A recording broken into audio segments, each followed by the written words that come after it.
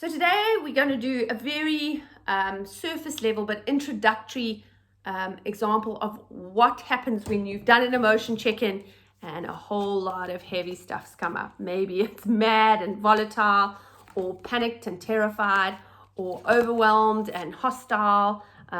Maybe it's powerless, sometimes in the world today. Maybe it's grumpy and stormy. I'm not even going to the pictures, the words. Maybe you're actually feeling frozen where you're at.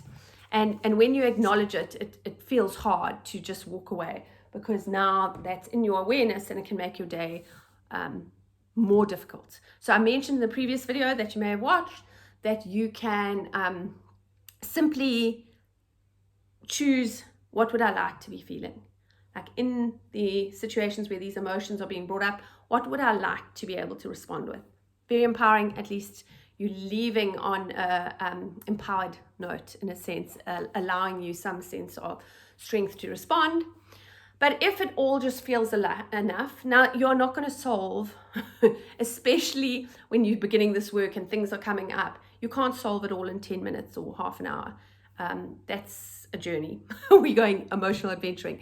But one of the powerful things is, if you recognize there's a lot going on, giving that attention, recognizing that you are working hard to hold on to everything and pretend it's not happening, and using energy to hide it in the cupboard, it can be valuable if you are able to carve out 10 minutes to half an hour to give you time to process, pay attention to what these messages, these warning signals are towards you.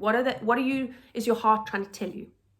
And so one of the things is, very often this comes up, is that we don't feel safe. Our nervous system's on like high alert. Like, what is going on? And so a powerful thing to do is just to take a moment to calm the nervous system. So you may have heard of something called havening. It's quite new to me. I've known about it for about 6 or 8 months, but I love it. And in some ways I used to do it. So just rubbing your hands together gently, or some people call it putting on sunscreen, a gentle stroking of your body. All right, in this moment, where I'm at, in my space, I am safe. And then you can even, I love going around the eyes.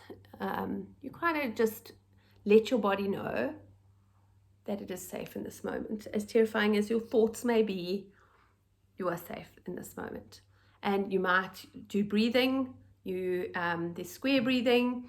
There's the breathe in for 2, breathe out for 5. Or I love the way Caroline Leaf uses it. Breathe in what you're thinking. Breathe in your feelings. And then exhale, remembering you can choose.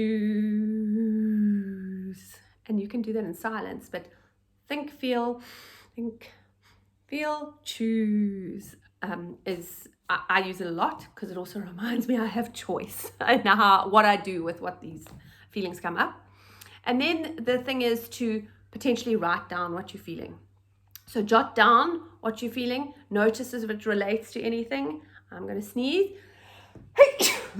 Bless me. But if you write it down and notice, or you've clocked it. I noticed the other day, I actually was speaking to someone. I shared that I'm feeling, my description was scrambled egg, but it was really overwhelmed, and it was largely around my to-do list. And so what I did was, as soon as I recognized that, I was able to, an hour or two later, to sit down and just write that brain dump of everything I needed to do. And that, although I wasn't able to do it immediately, I still haven't been able to sort it and put it into a project kind of plan. But it's no longer in me as a scrambled egg. I've now reordered the egg. There's some yellow parts and some white and whatever it is. So anxiety, what are the things that are causing you anxiety? Money, safety, job security, like what is it? And perhaps brainstorm 3 things that you could do. And you don't have to do it now, and I encourage baby steps, but just to recognize, even the awareness, this is something I would like to work on, and this is something that I would like to find a way through.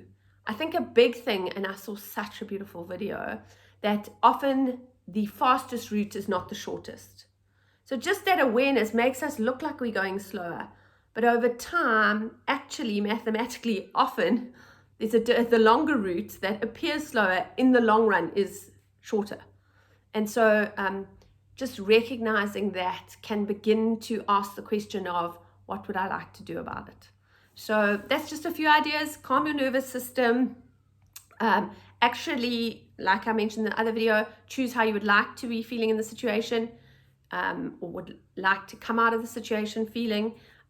Recognize what are the messages, what are these warning signals that your heart is trying to send to you. Perhaps what are the messages inside? And if you are a person of faith, you might be still and ask God, the divine, what do I need to know about this emotion?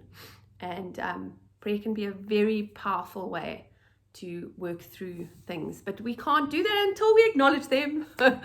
So that's a second little video around check-ins, particularly when they're hard check-ins.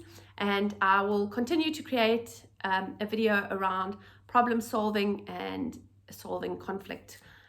So look out for that. I will put that up soon.